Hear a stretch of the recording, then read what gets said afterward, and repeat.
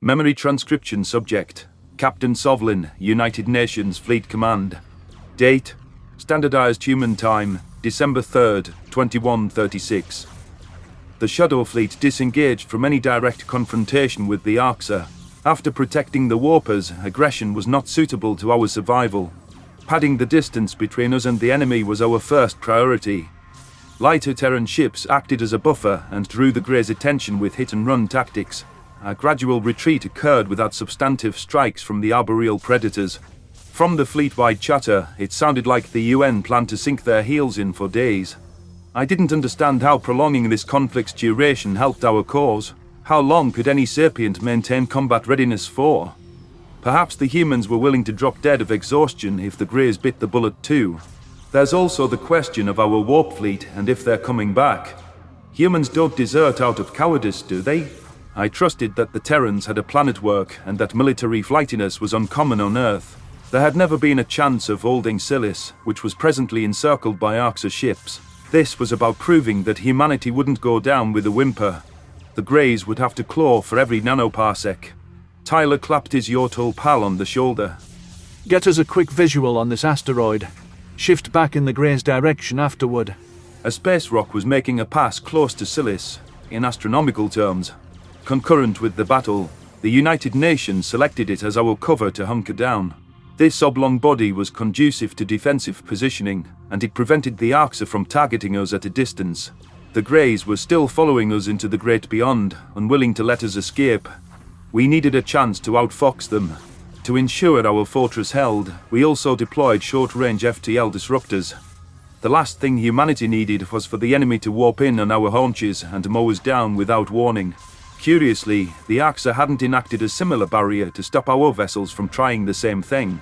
Dominion ships might not possess anti-FTL capabilities, since no foe had the gumption to drop atop them before. Arxa craft had fanned out around the asteroid, attempting to swallow it whole. I got a brief glimpse of the crater-pocked surface as Onzo focused the viewport. Captain Monaghan positioned us with a sightline around the asteroid while keeping the ship frame nestled in its shadow. The Terran fleet unleashed a slew of kinetics alongside us. There was no rest for the weary during this fray. I cleared my throat. It appears that several Greys have got their shields back up and running. We could use another round of shield breakers, sir. Already on it. Thankfully, our gunship stocked more than we expected to use, Tyler replied. Okay, but why the fuck are the Greys tailing us away from the target? Carlos's head snapped up from his transmission feed and skepticism flashed in his eyes. Isn't their objective to take Silis? I think their objective is to teach us a lesson. Humans are a target because of Silis, but it's hardly about the territory anymore. I flexed my claws. That's a good thing. The Arxa should force us to make the first move. Instead, they waltz right into our gunfire. My eyes darted back to the sensors screen. Per the captain's directive, I highlighted the specific ships taking the widest vectors to flank us. Those contacts would have the optimal shot angles and needed to be dispatched swiftly. Repelling the Arx's encroachment was going to be an arduous affair. Electromagnetic missiles were ejected by the UN gunships, slotting into the enemy ranks. Unfortunately, we knew now that these wouldn't cook their shielding mechanisms forever. Our weapon station took the downed defenses as a cue. Humans could crank out kinetics in a hurry. I hoped I'd selected the correct targets to give us an edge. Perfectly timed bullets downed one Arxa bomber which was strafing aggressively to the near flank. Predator technicians swiveled our main turret to a new target without hesitation. The focus in a human's eye still chilled me since it revealed how singular their fixation on death could be. I wondered if such a dark ability was dormant within the Gajid genome, waiting to be awakened. Sovlin, you've gone very quiet. Don't zone out on me again, Tyler snapped. Samantha crossed her arms. Oh, I bet he's having one of his woe is me moments. I'm going to claw your tongue out. I shot her a grouchy glare before refocusing on my data. Nothing to report, sir, but my eyes are peeled. The Terran fleet had room to maneuver behind the asteroid's berth whenever the Greys got too close for comfort. Our reverse thrusters kicked into gear, steering us away from overzealous attackers. There was a fine line between defending ourselves and getting overrun. This wasn't a mission of lofty ideals like most I'd undertaken with the Predators. This was about survival and sticking around. The Arxa can afford a couple dozen losses if it means pinning our fleet down. Looks like they managed to land a few hits against us already. The Dominion was applying pressure from all angles. A new wave of enemies crested over the asteroid's peak, utilizing the third dimension. Plasma fire buffeted down on us, and the UN hastily matched the Grey's heading. My screen warned me of several target locks, which left our vessel in a precarious position. We were climbing right into the firing line, where the Arxa wanted us. "Change course now. We need evasive maneuvers," I bellowed. Monaghan bared her teeth. "Drop our speed as quickly as possible, then gun it the way we came." Navigations brought us to a stall, ratcheting down from the steep climb. Power was diverted to slowing us down, and a bit of resistance slipped through the inertial dampeners. Our nose dipped back in the direction we came from, and I got a good look at our Terran allies. Several friendlies were retreating from the asteroid altogether, ditching any confrontation. Onzo spun the viewport toward the space below, allowing us to plot a safe course. An Arxa vessel blasted plasma toward us, right as we kicked the ship into overdrive. Navigation sent us into a barrel roll, and it was unclear if erratic movements would be enough. The energy beam sizzled past our former location, whiskers away from singeing our tail. That was a bit too close for comfort. Even the human crew realized the severity of this fight. Arxa were closing in on us from 3 directions, and their numbers overwhelmed our limited forces. The asteroid wasn't large enough for us to spread out and mitigate fire. Not even fellow predators could avoid getting cornered by a conquest fleet. Monaghan frowned. "The UN just ordered a retreat. We're moving further away from Silis as quickly as possible. Time to find somewhere else to squat." What? Onzo hissed. We're falling back again. We might as well flee the system. Knock it off. Tyler nudged the Yortul with an elbow, chastising his impudence. If the captain tells you to fly the ship into a red dwarf, you fucking do it. This is dishonorable. If a Yortul aid was this outgunned, we'd concede the territory. I shot him a smouldering stare. And pray, what happens when you concede the territory? What do the Arxa know of honor? Nobody in this galaxy is honorable, including your benevolent Federation. I thought humans had pride. We didn't defend Silis, and we're not defending ourselves now. Some of us trust the Predator's plan uplift. We're taking as many Greys with us as possible. Suck it up. Tyler curled his fist. Enough! Mind your stations and focus, before we all get pulverized. The Terran fleet had split up on several vectors and forced the enemy to divide their pursuit as well. It was strange to see humans limping off like prey, licking their wounds. Our ship count was bleeding off dozens as the Arxa got free potshots at our tails. Nearby UN vessels were picked off on the viewport, leaving debris in our vicinity. The falling comrades encouraged our warship to pick up the pace. It was the stragglers that were most vulnerable. With caution thrown to the wind, we sped off well beyond the recommended velocity. Despite how our reserves were running thin, the humans dished out a generous serving of missiles. Forcing the Arxa to intercept explosives distracted them from slaughtering us, though any damage sustained was surface level. I didn't care if I lived or I died, but there were others on this ship who retained meaning in their lives. Perhaps I'd been too harsh on Onzo, who had a point about fleeing the system.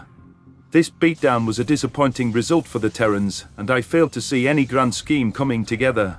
It could be human pride, refusing to admit defeat. I would sacrifice myself to kill a few Greys, but what about Sam and Carlos? It might be time to cut our losses, instead of seeing innocent humans suffer. Plasma beams sizzled around us by the hundred. It didn't appear that humanity was putting up much of a fight. We were running for our lives. Should we escape the current chase, inviting another round was tantamount to suicide. Command's idea of stretching this out for days was a bizarre fantasy. Hell, we'd be lucky to take out a tenth of the Arxa fleet. A powerful jolt shook the ship as a beam connected with our rear quarters. My teeth rattled against my jawbone, and I felt my brain lurch against my skull. Many human crew on their feet stumbled or hit the deck. Checking my data feed, I saw that enough energy had seeped through the shields. There was a tear in our hull plating. Thankfully, key systems were unharmed, but the affected compartment would need to be sealed off. Tyler narrowed his eyes. Sovlin, report. Hull integrity is intact, sir. Damage is non-critical, but I suggest lowering our pace pronto. Our power needs to be invested in shields, I pleaded. No can do. The quicker we get out of Dodge, the better. With all due respect, we were lucky to survive that hit. The Axa will want to finish us off now. Your concern is noted. What's the status of the human fleet overall? We've lost about 200 ships in this push. Combine that with the losses we took out of the gate and the warpers. We're barely fielding 400 ships. Not to mention our forces split up now. Any good news? Come on, man. I hope the enemy has a bloodied nose too. And the Axa ship count, the ones fighting us anyways, is still hovering above 2,000. Candidly, warping our ships out was stupid. It made the odds even worse. So we're just fucked. Unzo growled. We sent away fighting resources, and we're fucked. Carlos forced a tepid smile. It's not over. Humans have come back from worse. I diverted my attention from the bleak odds and studied the predators one final time. To think that in my first encounter with them, I had thought them brutal deceivers that enslaved the Venlil. My words to Zahn that humans must be irredeemable couldn't have been further from the truth. The prey aliens working alongside violent hunters was the good news Tyler asked for. How could I explain that bonding and empathy were the positives? With Axa munitions blitzing out around us, all I thought was how glad I was that humanity were in the picture. One battle loss wouldn't define our future. This was just a setback in the Predator's scheme. My eyes drifted to the viewport and watched the Greys speeding after us. Out of my periphery, I saw inbound subspace trails flash on my sensor screen. Terran ships blinked into existence a split second later and nipped at the Axa's right flank. They'd emerged from subspace without warning. The short jump left little time for detection. Munitions battered the enemy's exposed side, hitting them from a perpendicular angle. The crazed humans had emerged from FTL, already firing. Ambush the ambushers, I muttered appreciatively. But there's not very many of them. Only 12 circled back. Looking closer at my screen, I reminded myself that the UN fleet had split up. The Axa were forced to separate their numbers to follow each group, and that increased susceptibility to ambushes. More Terran vessels assisted other posses, simultaneous to our own rescue. That still didn't account for the 300 ships that abandoned us. I counted less than a third of that tally in this jump. The Axa ship swiveled around to face the surprise attackers and focused on mowing them down with prejudice. The distraction allowed us to make a getaway, but Captain Monaghan was ordering navigations to reverse course. The humans saw this as an opportunity to strike back, and our shadow fleet began advancing on the larger enemy. Captain Monaghan clasped her hands behind her back. Find me some soft targets. The distracted ones, the clueless ones, the damaged ones. Whatever works. I flicked my claws in acknowledgement and leaned toward the viewport with focus. The Dominion had regained their bearings, with our small ambush no longer posing a threat. The filthy beasts decided that our manpower was inadequate, and I was inclined to agree with their assessment. However, just as the enemy turned to mop up the assailants, the humans pounced again. A new wave emerged without any heads up, this time surfacing on their rear flank. The primates weren't holding anything back, unloading every munition type at their disposal. Opening another angle of attack caused disruption on two sides, and the Axa's organization suffered a rare lapse. Each Terran ambusher was scoring multiple casualties while instilling widespread confusion. The Shadow Fleet found new life as we charged in to help our allies. I highlighted a heavily damaged enemy for weapons to sweep up, growling with satisfaction. The numbers were still slanted against us, but the atmosphere on the bridge had shifted drastically. Our tiny band was making the enemy fall over themselves to shoot us. Furthermore, the psychological advantage of paranoia couldn't be understated. It was like walking through a predator-infested forest as a Gajid and expecting a fanged beast to pop out of every bush. The Axa had no clue whether there would be a third or fourth attack. Warpers could come from any direction, including above or below. The Axa's apex predators were left chasing ghosts. All of the Greys are on their heels, sir. I say we just hit whoever's easiest to line up, I chuckled. Tyler dipped his head before informing weapons to fire freely. I confirmed with my sensors readout that 100 warpers still hadn't returned. There had to be one more ambush coming. My prediction was that it would come from above, since Terrans hadn't utilized the third dimension yet. Any unoccupied Axa were keeping wary guns trained at the sky rather than at our battered fleet. It seemed that the monsters shared my speculation, but humans weren't prone to predictability, as evidenced by the ship's actual appearance. Their warp point was either predator derangement or instinctual brilliancy. My jaw almost hit the floor. Sleek silver bodies were birthed from the void, and their play wasn't to swoop in on any sensible heading. The psychotic primates walked out right in the middle of the Arxa fleet. Those vessels are surrounded by enemies with no possible escape. They have no time to orient themselves either. It's a miracle if they don't crash. The last Terran warpers spread themselves out amid Arxa ranks and took no time to collect themselves. Ruthless in victory's pursuit, these primates emptied their missile bays upon re-entry. The Greys were adept at intercepting projectiles, but this was an unexpected barrage at point-blank range. From where only friendly ships had been, humans were ramming missiles down their throats. The Arxa had stopped coordinating with their comrades and held blind fire at the infiltrators instead. That tactic did connect with some Terran interlopers, but friendly fire was a more common outcome. The weapons station prepared our own explosives with renewed vigor. We knew the Greys were preoccupied, so this was our best chance of dodging their defenses. Captain Monaghan snarled at the viewport. Give it everything we've got! We need to finish them! The Greys' ship count had been sliced in half since the ambush commenced. The Shadow Fleet was dishing out considerable damage with alternating plasma and kinetics. The warpers padded our numbers and sailed with a recklessness that was unmistakably human. No other species could wreak such havoc with so few assets. It was akin to a blood frenzy, with humans chucking armor-piercing shells to increase their kills. The Arxa had no shields to resist the onslaught, and their numbers were evening out with ours. These Greys were in a desperate retreat. It had taken a heavy toll to stave off our ambush. Granted, there were more enemies camped at Silis, but this fight was becoming level. Our plasma railgun got off a few volleys and complemented our diverse explosives. The ambush had been swift and decisive. The Arxa were torn apart from their heart. A few hundred enemies hobbled off in shell shock and sought protection from Silis's raiders. The impossible speed at which this turnaround transpired had my head spinning. What sane race would trap themselves with their enemies? The results were undeniable, but no prey military could replicate human efficiency. It was astounding how Terrans conjured up novel tactics with ease, showing off unparalleled cunning. I couldn't reconcile the caring species I knew with the deviousness they honed in battle. Onzo gawked at the viewport. I misspoke. Humans are standing up for themselves quite well. That's who we are.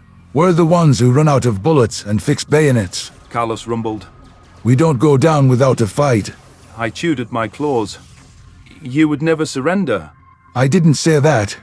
I said not without resisting. And not to a merciless enemy. Certainly not to them. The Greys don't put their prisoners in luxury spas. Samantha quipped. Predator or not, I wouldn't want to be their plaything. The Terran fleet mulled around our current location. Pursuit of the Arxa wasn't an objective. Considerable enemies were amassed by Silis, with an initial tally of 6,000 strong. The UN defensive line was a mere quarter of that, so it was unclear how the Earthlings could terminate the siege. It wouldn't be possible to pull warp tricks within the FTL disruption boundary either. This engagement proved beyond a shadow of a doubt that the UN was not weak. The Arxa would respect the Primates' forces in the future, but the Terrans had to decide whether it was worth it to liberate Silis. Our position was ripe with disadvantages, and we might not have much energy left in the tank. If humans truly didn't go down without a fight, perhaps it was time to fix bayonets. We'd need a lot more cunning and spite in a hurry.